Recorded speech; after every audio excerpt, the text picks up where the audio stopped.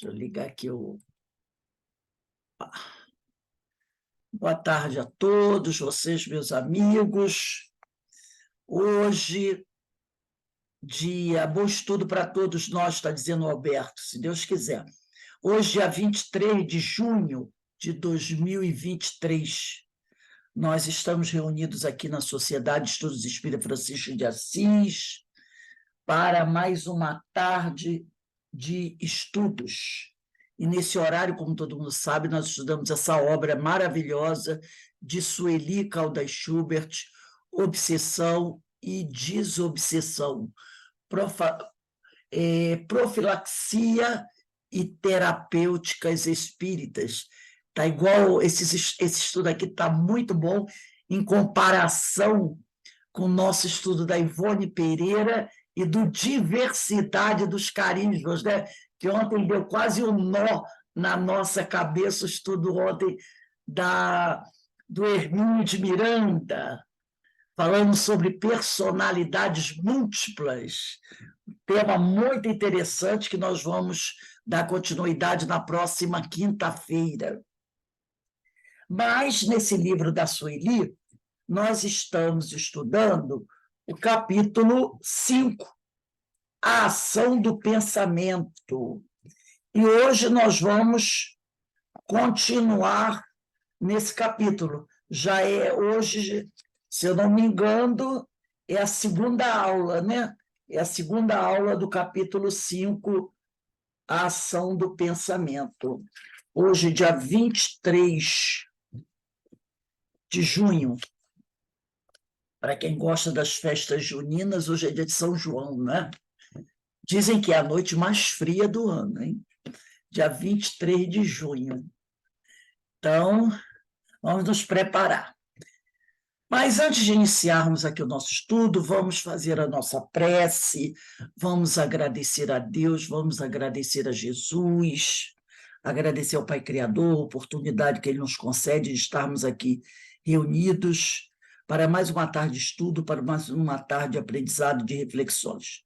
Que a Tua paz, Senhor, habite sempre em nossos corações, que o Senhor possa fortalecer as nossas almas, fortalecer as nossas energias, para que nós possamos continuar na nossa tarefa. E sempre rogamos que o Senhor abençoe e proteja aqueles nossos irmãos mais sofredores.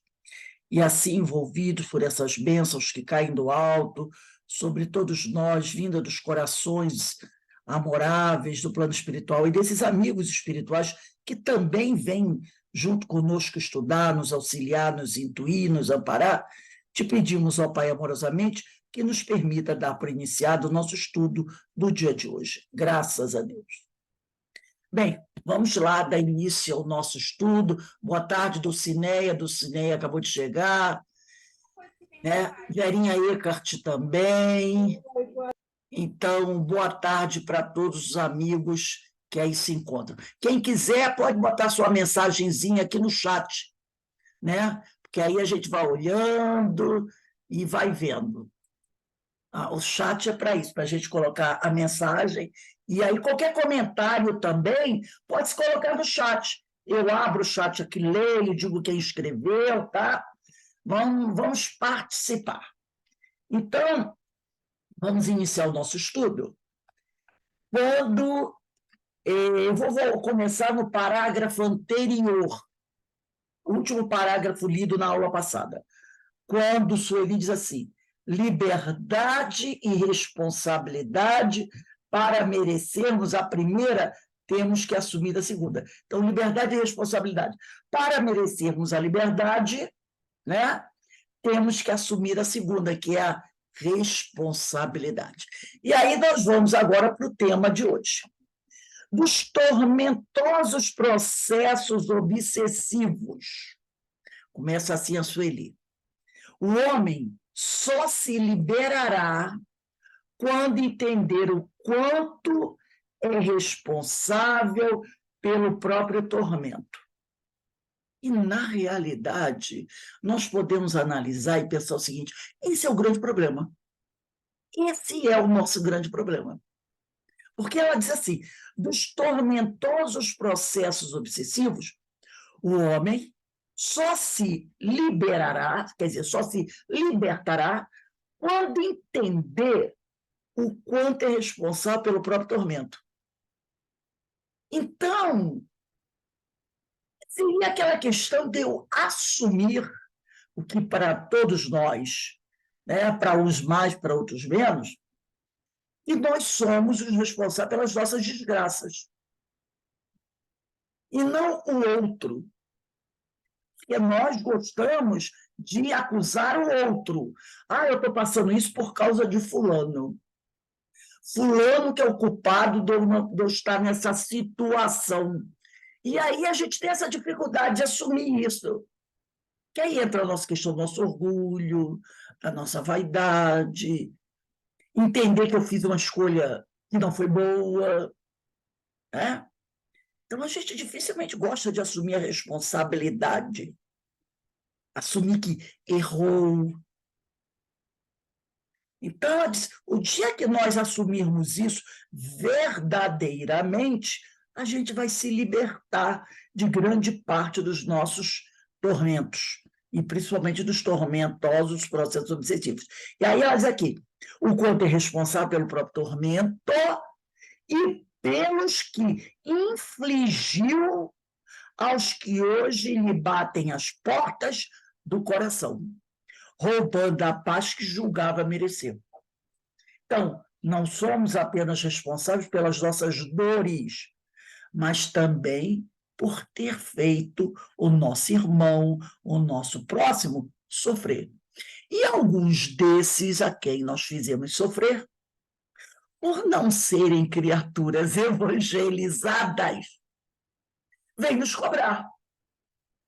Alguns não, não são todos. Alguns são criaturas muito bem equilibradas, que não guardam mágoa. Esses nós maltratamos, eles continuaram a sua vida. Continuaram a sua vida. Não guardaram mágoa. Não são nossos inimigos. Muito pelo contrário, até rezaram por nós, fazendo aquilo que Jesus ensinou: orai pelos vossos inimigos. Então, o Dulcinea, nós estamos nesse livro aqui, ó, Obsessão e Desobsessão, no capítulo 5, Ação do Pensamento. Mas já estamos avançados umas 2 páginas do capítulo 5. Então, alguns fizeram para conosco aquilo que Jesus ensinou. Oraram por nós quando nós os agredimos e seguiram a vida. Outros, não. Outros disseram: fez comigo? Aguarda. Aguarda que eu volto. Né?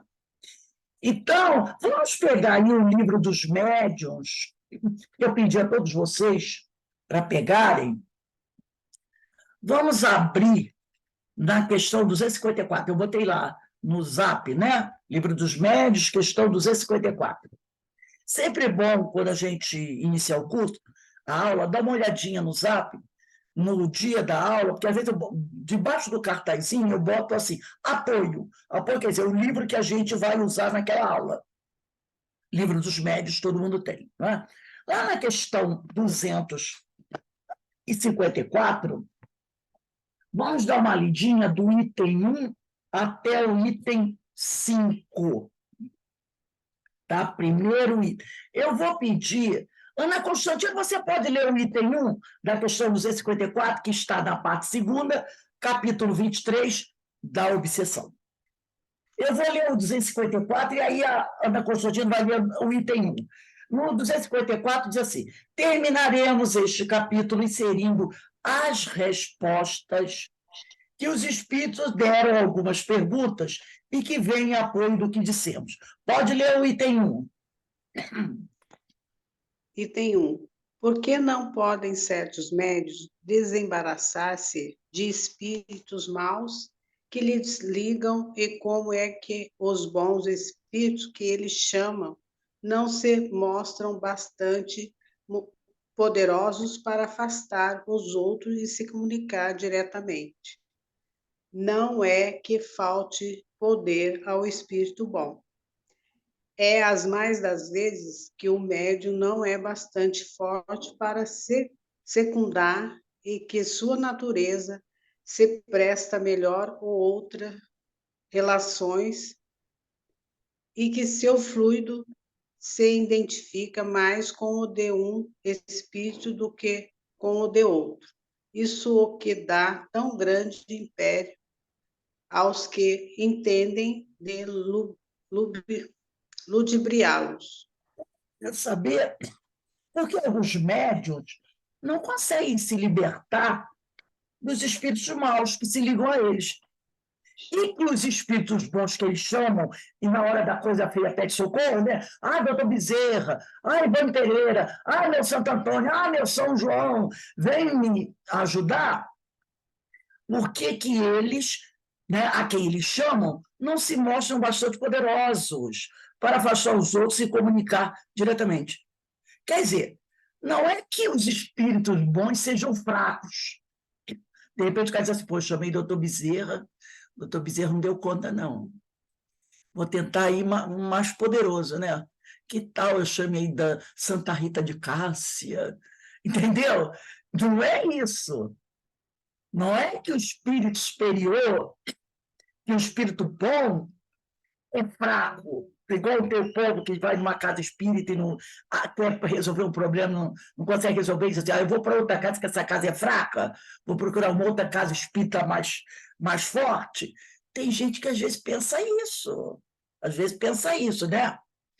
O problema é que o médium, muitas vezes, não é bastante forte para ter, ou melhor, assim, não é um espírito, um médium muito educado, né? Não é um médium que esteja evangelizado para ter ao lado dele um espírito superior. É que aquele médium ainda está muito ligado aos espíritos inferiores, menos moralizados. O fluido desse médium ainda se identifica com esses espíritos menos evoluídos do que um espírito superior. Daí, como ele está sempre mais ligado à turma do nível de baixo, vamos dizer assim, eles vão ter mais acesso ao médium e vão poder enganá-lo, seduzi-lo, fazer pressão sobre ele. Questão de escolha do médium. Como o médium não se esforça para se evangelizar, para renovar seus pensamentos, não busca autoeducação, como é que ele vai conseguir manter uma ligação forte, bem equilibrada, com os espíritos superiores? Claro que não. É claro que não. Mais uma vez, mostrando que o motivo é nosso. Nós é que fizemos a escolha. Alberto, lê o item, a pergunta e o item 2, todo para a gente aí. É uma pergunta, né? Mas isso aqui nem tem pergunta, é direto, o item 2. Vamos lá. Segundo, parece-nos, entretanto, que há pessoas de muito mérito, de irrepreensível moralidade, e que, apesar de tudo, se veem impedidas de se comunicar com os bons espíritos. É uma provação. E quem te diz, ademais, que elas não trazem o coração machucado de um pouco de mal? Que o orgulho não domina um pouco a aparência da bondade, de bondade? Essas provas, com o mostrarem ao obsidiado a sua fraqueza, devem fazê-lo inclinar-se para a humildade. Um pouquinho, Alberto. Olha o que o Kardec fala no primeiro parágrafo.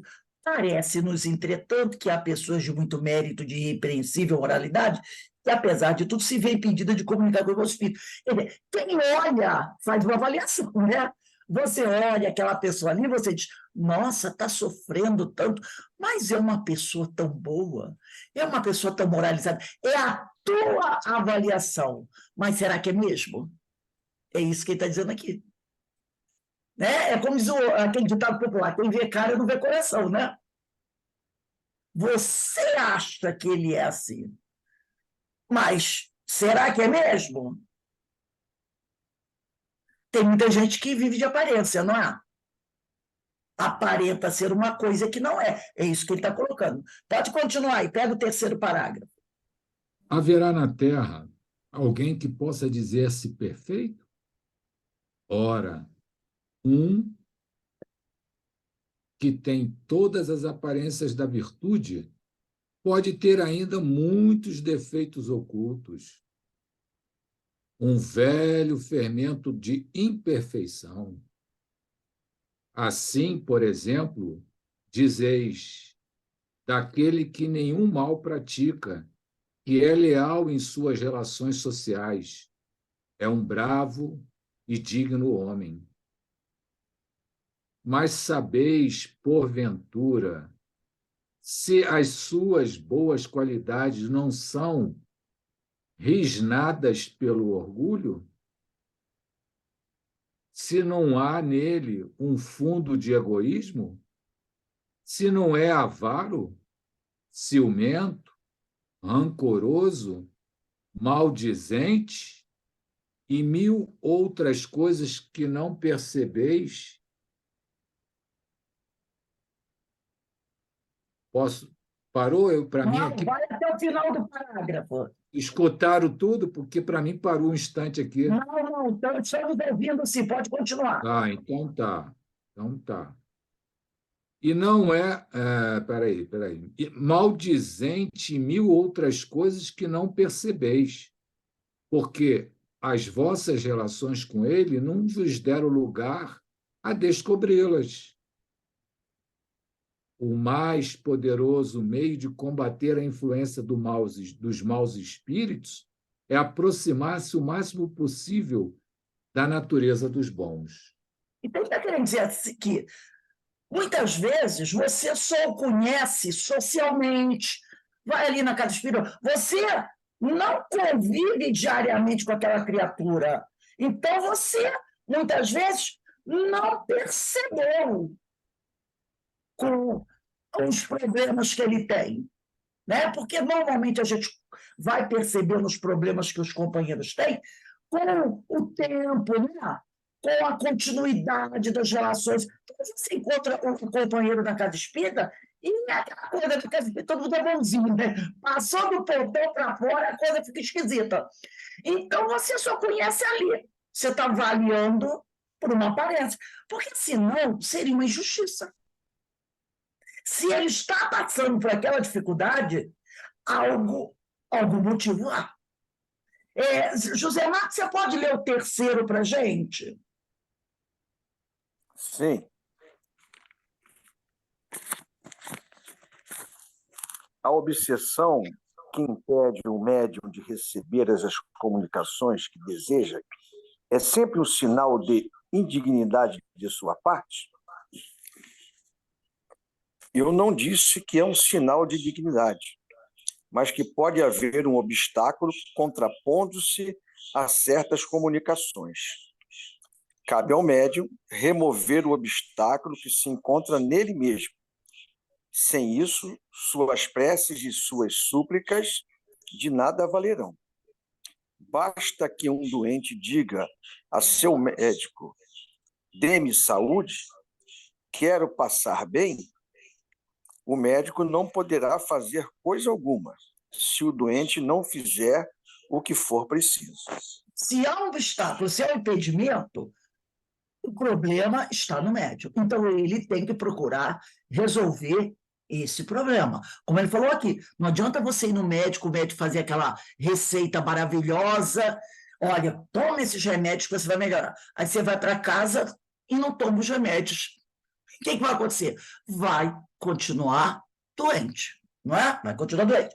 Vera Travassos, você pode ler o quarto para a gente?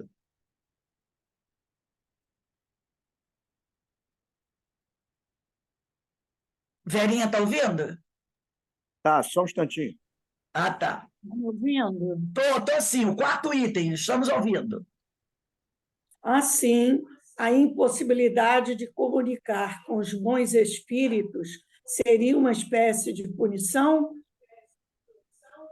Em certos casos, pode ser uma verdadeira punição, como a possibilidade de comunicar com eles é uma recompensa que deveis esforçar-vos por merecer.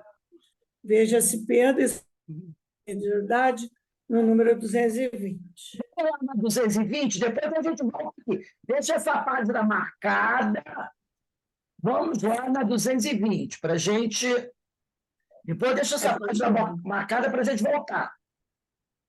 Mas é para eu ler? É para você mesmo ler. Deixa eu pegar aqui a 220, porque ela é grande. Nós vamos pegar. Já achei. Isso. Vamos ler aí. Deixa eu só ver aqui. Lê a primeira e a segunda da 220. Ok. Podem os médios perder a faculdade que possuem? Isso frequentemente acontece, qualquer que seja o gênero de faculdade. Mas também, muitas vezes, apenas se verifica uma interrupção passageira, que cessa com a causa que a produziu. Estará no esgotamento do fluido a causa da perda da mediunidade? Seja qual for a faculdade que o médium possua, ele nada pode sem o concurso simpático dos espíritos. Quando nada mais obtém, nem sempre é porque lhe falta faculdade. Isso não raro se dá, porque os espíritos não mais querem ou podem servir-se dele. Deixa eu ver aqui. Denise, lê a terceira para a gente.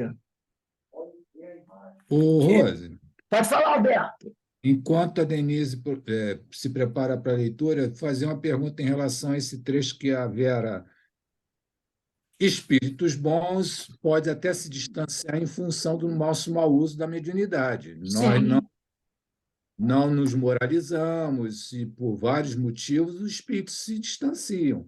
Mas quando a gente trabalha numa mesa mediúnica, tem espíritos que não têm desenvolvimento, e esses também se distanciam, a gente perde a mediunidade até com esses menos evoluídos. Eu não entendi a sua pergunta. Olha só, ele diz aqui: estará no esgotamento do fluido a causa da perda da mediunidade? Ele diz: seja qual for a faculdade que o médium possua, ele nada pode realizar de bom. É bom a gente ver isso, chamar sem o concurso simpático dos espíritos. Quando nada mais obtém, nem sempre é porque falta, né, ao médium a faculdade. Isso não é raro se dá porque os espíritos não mais querem ou podem servir-se dele. Por alguma razão, os espíritos bons não querem mais trabalhar com aquele médium. Já conseguiram obter o que precisavam daquele médium. Então, eles não querem mais entrar em contato com aquele médium. Aquele médium não quer... não tem mais nada que eles possam achar de útil para oferecer. Então, porque os espíritos não mais querem, são duas coisas que ele coloca aqui. Porque os espíritos não mais querem. Tudo que eu precisava trabalhar um certo tema. Trabalhei com esse espírito. Então, não vou mais acessá-lo. Agora, ele diz uma outra coisa aqui. Ou podem servir-se dele. Por que será que, de repente, um espírito bom que está trabalhando com o médium, ele, de repente, para, porque ele não pode mais servir-se daquele médium? Porque aquele médium pode, de repente, ter buscado um outro caminho, que não é muito bom. E aí, aquele espírito, não, eu não vou mais trabalhar com ele. Porque ele se desviou. Entendeu? Então, o espírito pode trabalhar com o médium porque eu vou estudar determinado assunto aqui.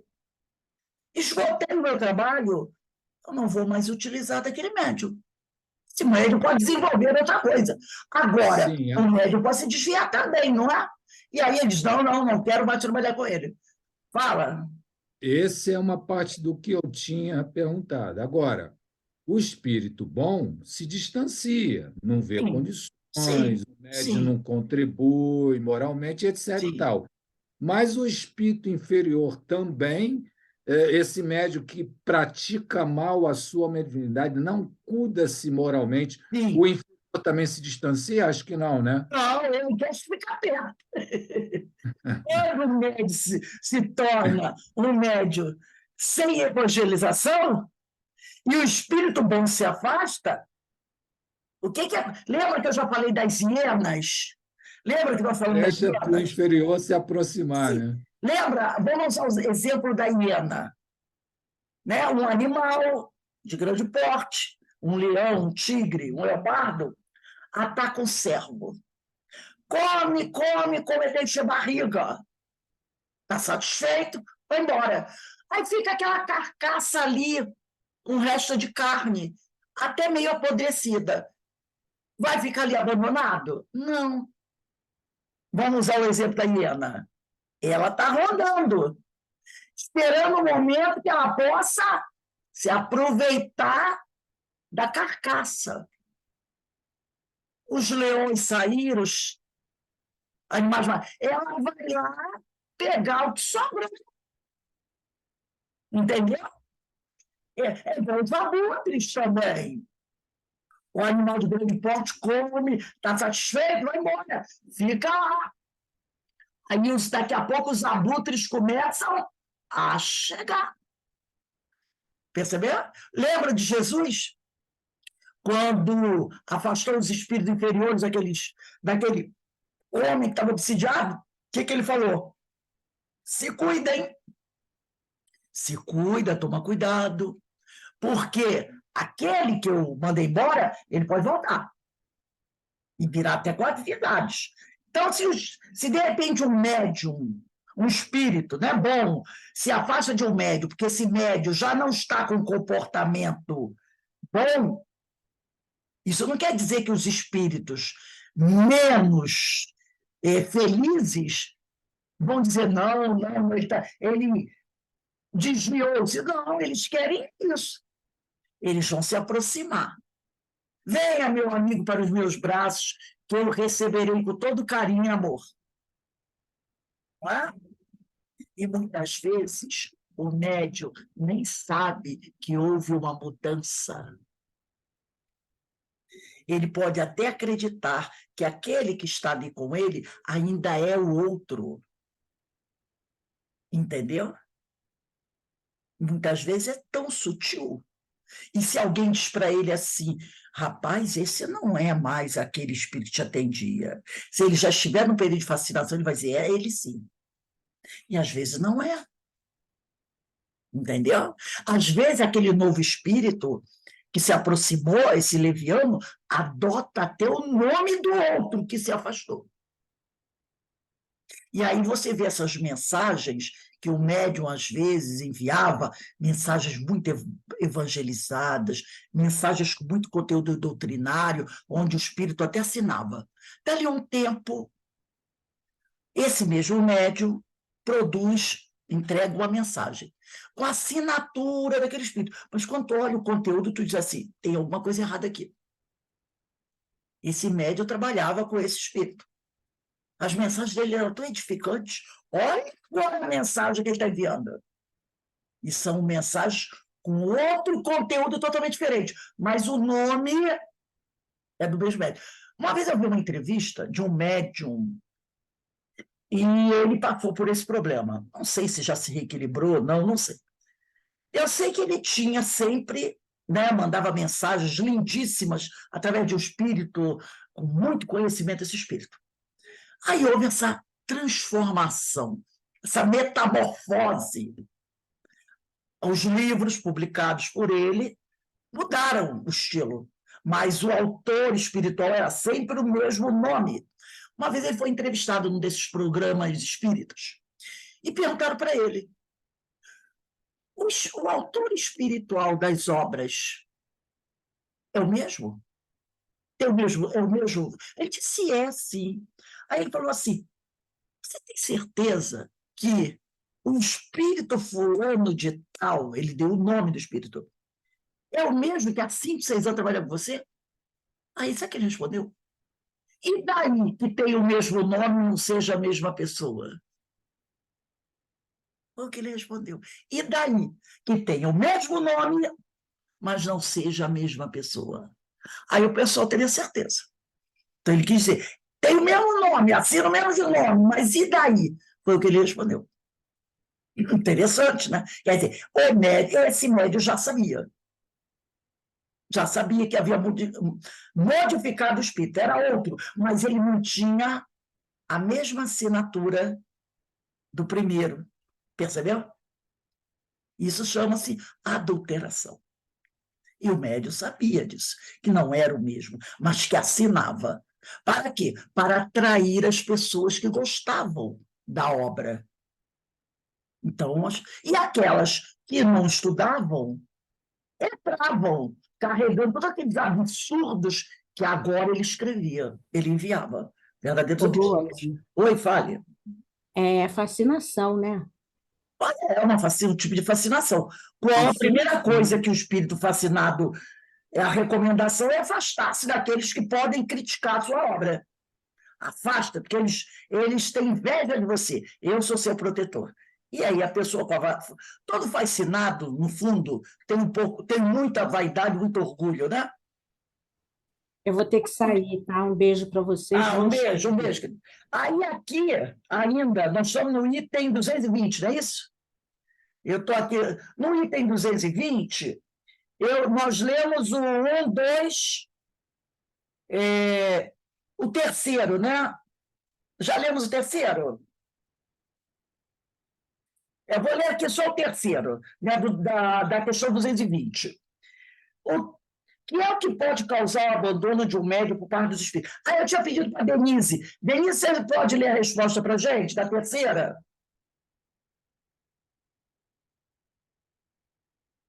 A Denise está aí?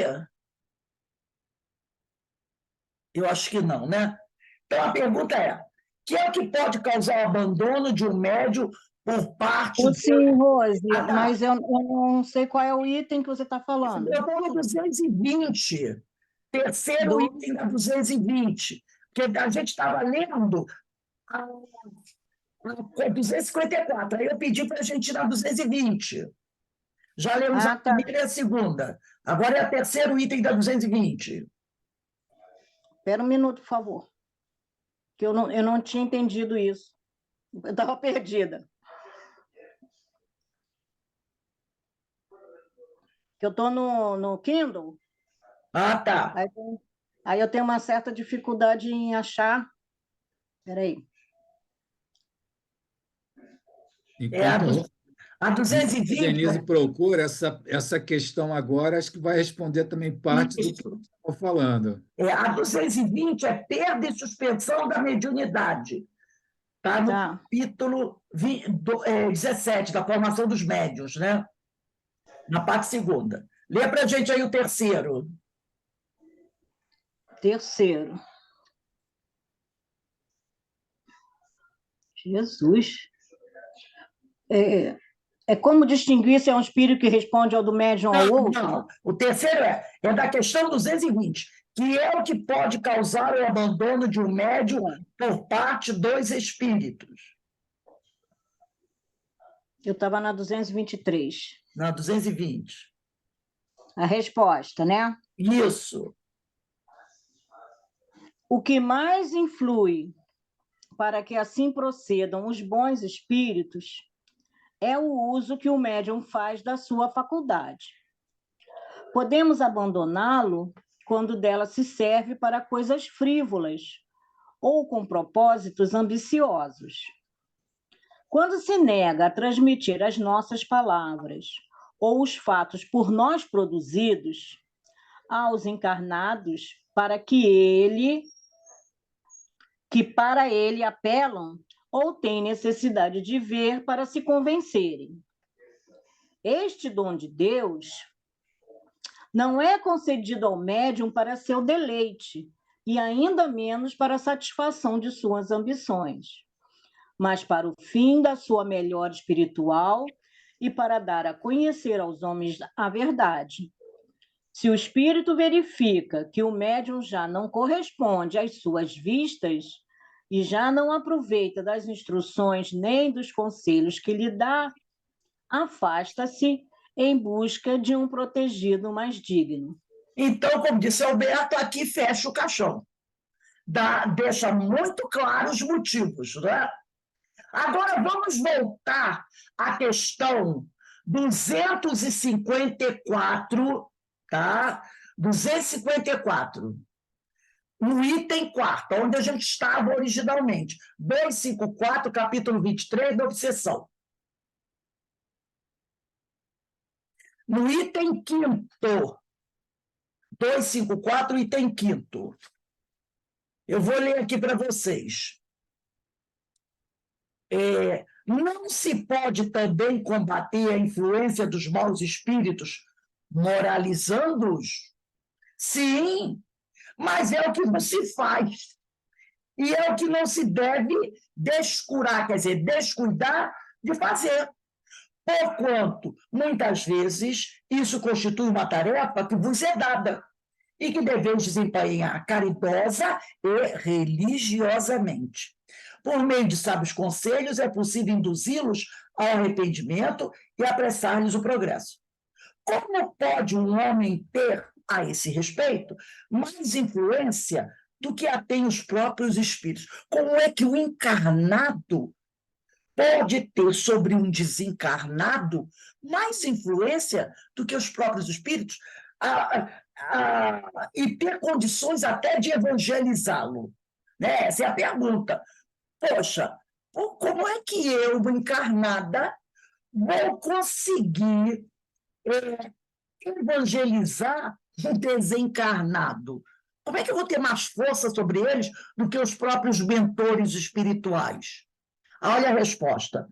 Os espíritos perversos se aproximam antes dos homens, que eles procuram atormentar, do que os espíritos, do quais se afastam o mais possível.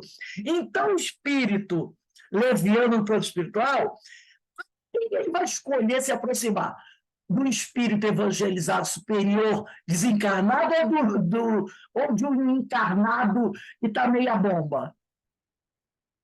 Procurar se aproximar do mais fraco, do mais desequilibrado. E quem é nesse caso?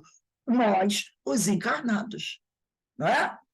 Nessa aproximação dos humanos, quando encontram alguns que os moralize, a princípio não escutam e até se riem dele.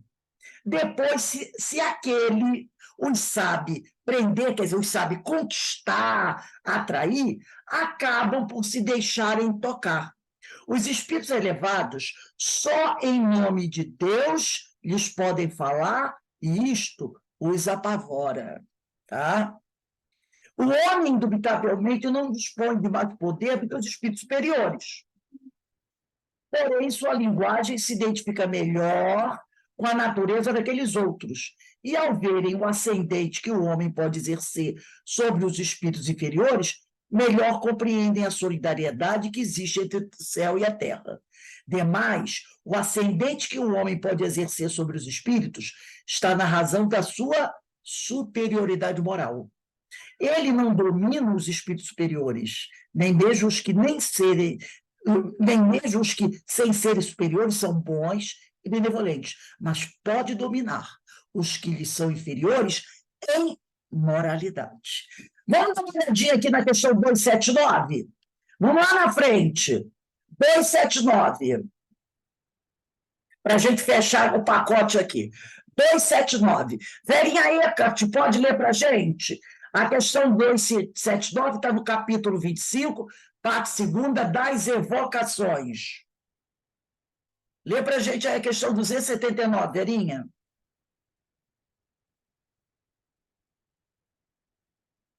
Verinha está por aí? Eu acho que não, né? Então, vou ler aqui. Ninguém exerce ascendente sobre os espíritos inferiores senão pela superioridade moral. Os espíritos perversos sentem que os homens de bem os dominam. Contra quem só lhes opõe a energia da vontade, espécie de força bruta, eles lutam e muitas vezes são os mais fortes. Alguém que procurava domar um espírito rebelde, unicamente pela ação da sua vontade, respondeu àquele: deixa-me em paz com teus ares de matamouros, quer dizer, de valentão, de fanfarrão, e não vales mais do que eu, dir-se um ladrão a pregar moral a outro ladrão. Há quem se Ô, espante. Rose, Oi. eu estava assim, é que eu não consegui colocar o som no computador e eu estou muito enrolada aqui no celular. Agora que eu achei meu microfone, desculpa, tá? Bom. Estou aqui sim. Há quem se espante de que o nome de Deus, invocado contra eles, nenhum efeito produza. A razão desse fato deu-a Noa São Luís na resposta seguinte: o nome de Deus só tem influência sobre os espíritos imperfeitos quando proferido por quem possa, pelas suas virtudes, servir-se dele com autoridade. Porque tem gente que fala o nome de Deus em vão toda hora, mas, na realidade, não tem fé nenhuma, né? É Deus para lá, Deus para cá. Pronunciado por quem nenhuma superioridade moral tenha com relação ao espírito, é uma palavra como qualquer outra. O mesmo se dá com as coisas santas, com quem se procure dominá-las. A mais terrível das armas se torna inofensiva em mãos inábeis a se servirem dela ou incapazes de manejá-la. Então, nesses itens que nós lemos aqui, do livro dos Médiuns, fale, amigo. Eu me lembrei, né, que inclusive até tema de alguns filmes, e pessoas atormentadas, né? Aí vem um representante de um segmento religioso, não precisa dizer qual, e vem com cruz, vem com isso, vem com aquilo para desobsidiar, ou seja, para desorcizar o indivíduo. E não surte efeito nenhum, porque quem sabe se não é um Padre Amaro que está fazendo aquilo ali, cheio de questões por trás que não tem moralidade suficiente, mesmo vindo com a figura da cruz, com tudo. Exatamente, né? Olha, tem um filme muito interessante. Eu vou ver se eu consigo o nome para vocês. Eu não tenho certeza do nome, mas é com aquele Anthony Hopkins. Ele é fabuloso. Ele é um padre, já um padre idade avançada do Vaticano. Ele está até afastado do Vaticano, mora num mosteiro abandonado, que é uns pedaços. E ele foi, durante muito tempo, dentro da Igreja Católica, um exorcista. Quer dizer, ele conseguia, vamos dizer assim, afastar os espíritos, se bem que eles encaram de outra forma. Mas no início da carreira dele, ele conseguia. Não importa se você é chamado de exorcista ou se você é um médium esclarecedor, tendo moral, estando de frente a uma pessoa que está sofrendo um tormento obsessivo, se você, aquele que está ali se apresentando, tem fé em Deus, naquilo que faz, em Jesus, ele vai conseguir afastar aquele espírito. Porque a força moral dele. E lá no Vaticano tem um departamento que prepara exorcistas, padres que chegam para fazer aquele curso, né? Muito interessante, muito interessante. Só que ele, com o passar do tempo, ele perdeu a fé. Ele perdeu a fé naquilo. Ele começou a fazer aquele trabalho, com o tempo, aquele trabalho para ele foi ficando mecânico. O que aconteceu? Ele perdeu a fé. E aí, quando apareciam algumas pessoas que eram até problemas psicológicos, vejam, as pessoas tinham desequilíbrios mentais, e ele era chamado, o que ele fazia? Ele inventava algumas coisas. Lá onde ele trabalhava, onde ele morava, tinha um poço que tinha uns sapinhos, ele botava dentro da bolsa. Quando chegava lá, ele encontrava um doente, e aquele problema da pessoa não era problema espiritual, era problema neurológico, ele jogava uns sapinhos, aquela aparência de que era espiritual, e ele exorcizava aquela coisa toda, para manter o status dele. Mas ele tinha perdido totalmente a fé. E isso veio estudar no Vaticano, na Itália, lá em Roma, um padre, um jovem padre, que estava com problema também de fé abalada por umas coisas que tinham acontecido na juventude dele. Não era questão moral esse problema desse padre. Eram algumas desilusões da vida. E ele vai trabalhar, fazer esse curso lá. Eu sei que vai ter um momento que ele vai entrar em contato com esse padre. E ele percebe que aquilo não, tem alguma coisa errada ali. Só que esse padre depois vai entrar no processo obsessivo. Entendeu? Ele vai ser assediado por um espírito que vai atormentar uma jovem. E esse padre sem fé conhece a jovem, gosta. E vai tentar afastar o espírito. Só que ele não tem o quê? Moral para isso. E o espírito vai dizer isso para ele. Vai dizer isso para ele. Quando eles têm aquele embate. Que o espírito veio justamente atormentar o jovem para provocá-lo e jogar na cara dele isso. Que ele não tem, porque ele é um embuste. Entendeu? Muito interessante o filme. Muito interessante o filme. Porque, às vezes, a gente diz assim, a Igreja Católica tem esse departamento de exorcismo, que eles encaram como demônio, essas coisas todas, né? Roberto, eu não estou te ouvindo. Eles encaram como demônio essas coisas todas. Mas muitos trabalhos eles realizaram afastando espíritos. Porque não é porque é na Igreja Católica. Vai depender da criatura. Isso é uma lei natural, né? Esse processo todo. Já disse isso no Evangelho.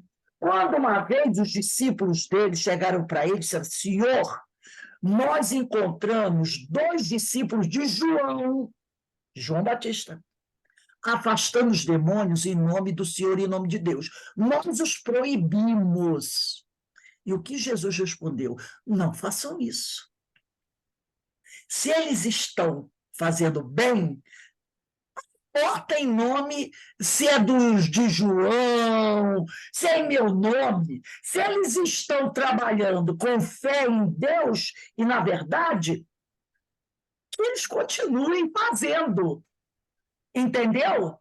Porque não está escrito que apenas os espíritas podem doutrinar espíritos, podem afastar obsessores. Não está escrito isso. Nossos irmãos evangélicos podem também. O que importa é o amor que você tem e a superioridade moral. E Paulo de Tarso também diz, não interessa se eu sou de Paulo, se eu sou de Pedro, se eu sou de João. Eu trabalho com Jesus, acabou. A gente vê, por exemplo, isso no interior, né? As bezendeiras, né? Exatamente. Com a sua prática e vem e pratica uma situação que consegue afastar, de repente, a influenciação. Vários casos registrados na Igreja Católica onde eles obtiveram sucesso. Só que eles usam outra nomenclatura, com outros métodos. Agora, o que importa é a força moral do médium, daquele que vai conversar com os espíritos. Não se colocando numa posição de superioridade, de mando. Porque isso, como nós vimos, os espíritas não atendem. E esse filme, eu vou ver se eu consigo o nome do filme, para vocês assistirem. É muito bom. Muito bom. Voltando aqui a Sueli, ela diz assim, os benfeitores espirituais têm trazido ensinamentos renovados sobre a importância de nossa atitude mental.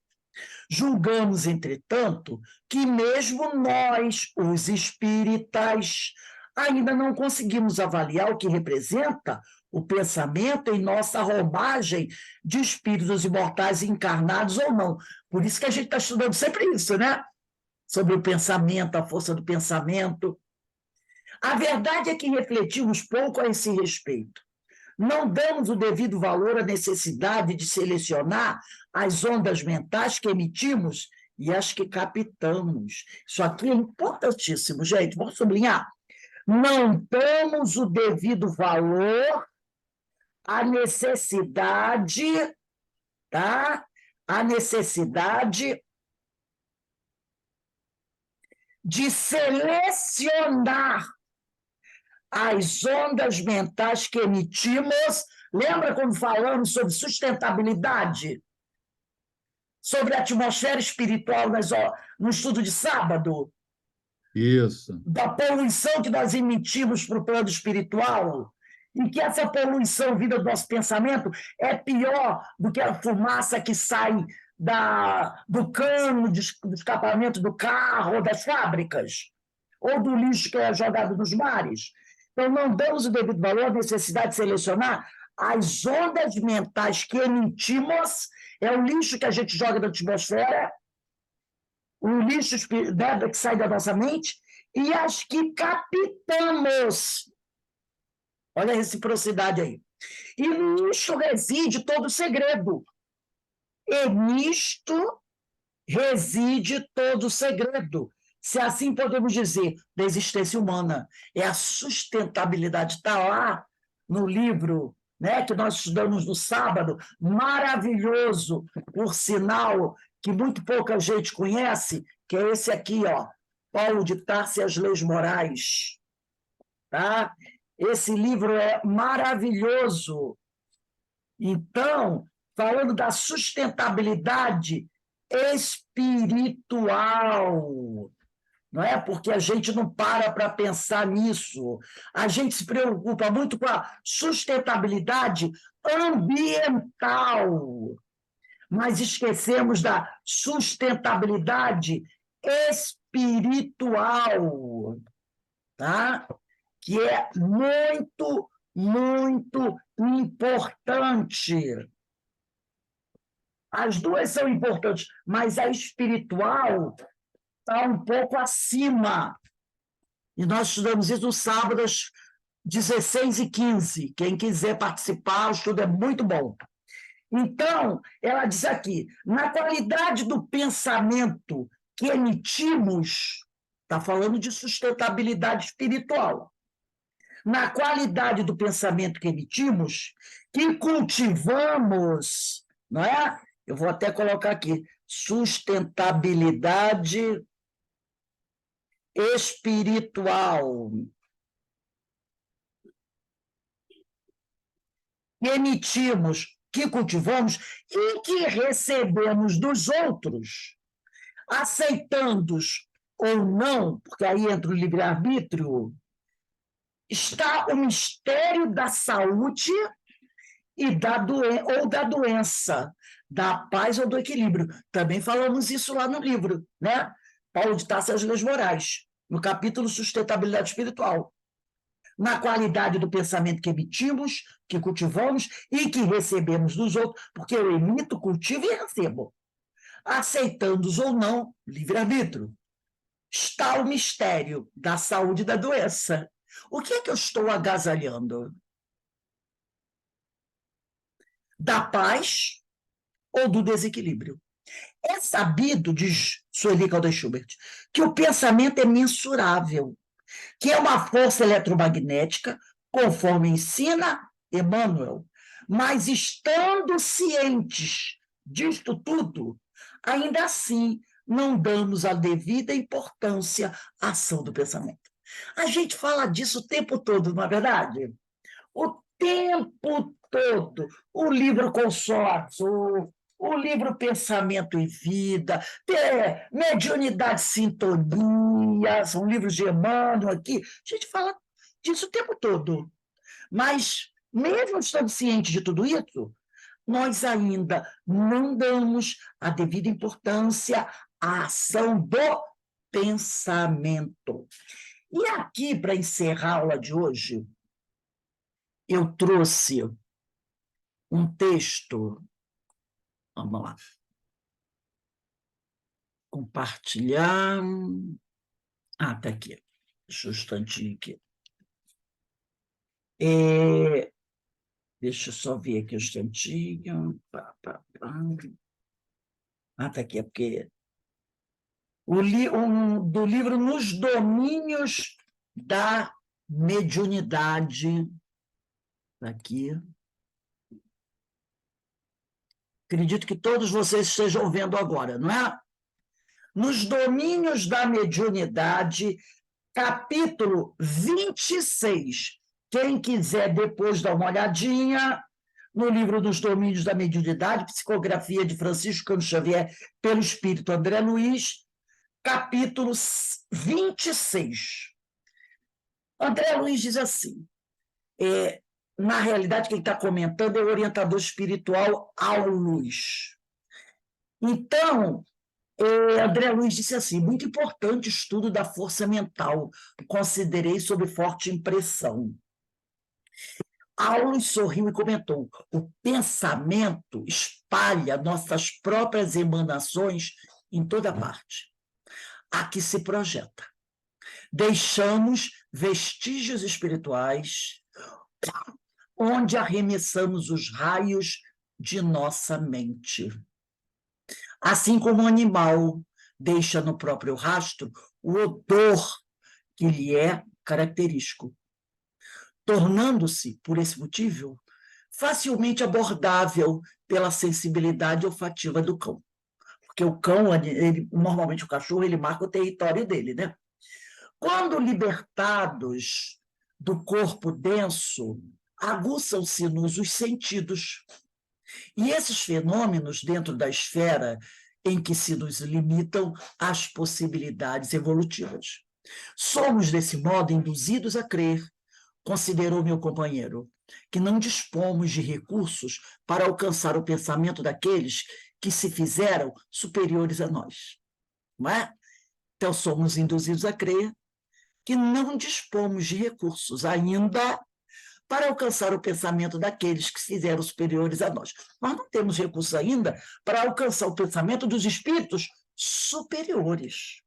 Sim, aqueles que atingiram uma elevação que não somos capazes de imaginar. Remontaram a outros planos, transcendendo-nos o modo de expressão e de ser. O pensamento deles vibra em outra frequência. Naturalmente, podem acompanhar-nos e auxiliar-nos, porque é da lei que o superior venha ao inferior quando queira.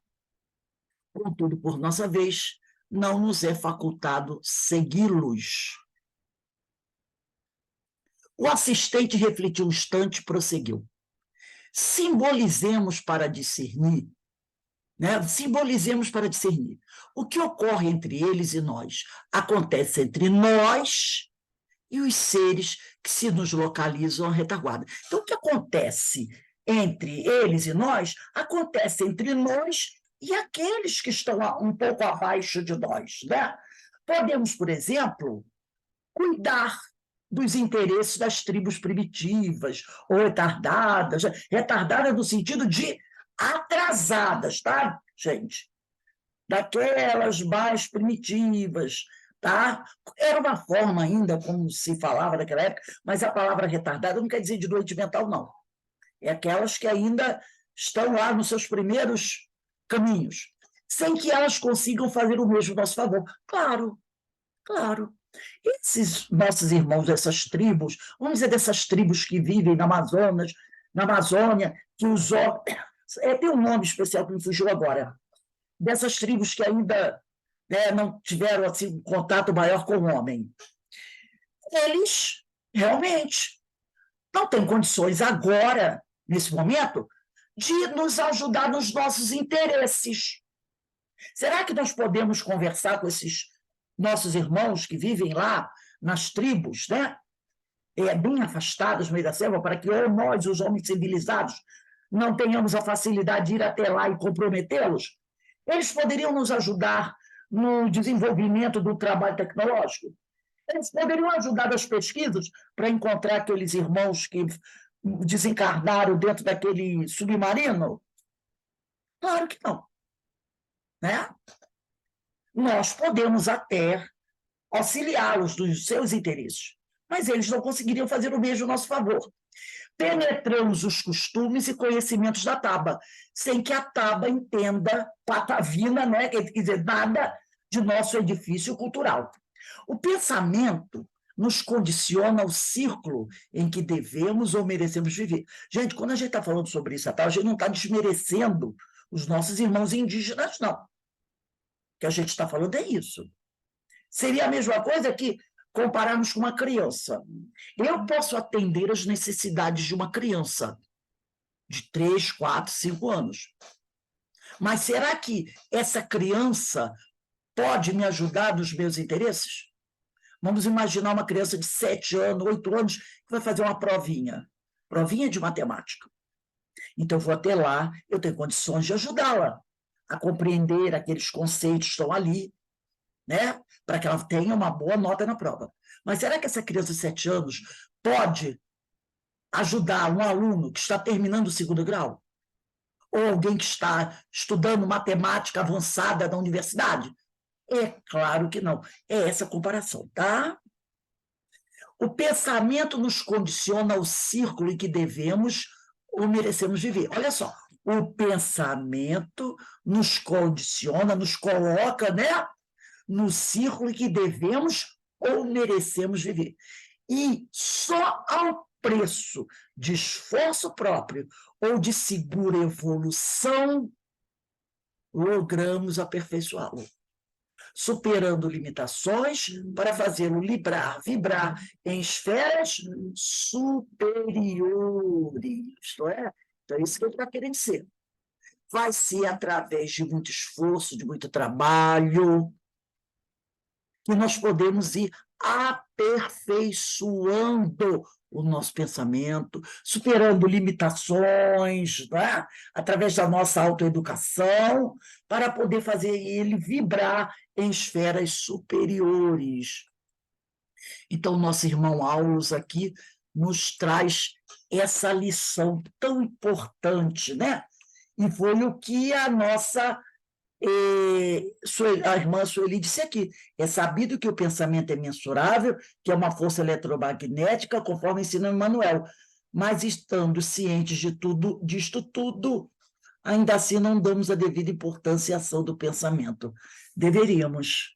Nós deveríamos, né? Então, nós vamos parar aqui. Na próxima aula, a gente começa nesse parágrafo. Ao conquistar o raciocínio, vai ser dia 30, né? 30/6/23. Então, a gente deve, sim, cuidar muito do nosso pensamento, né? Alguém gostaria de falar alguma coisa? Já que não, eu vou concluir essa aula aqui.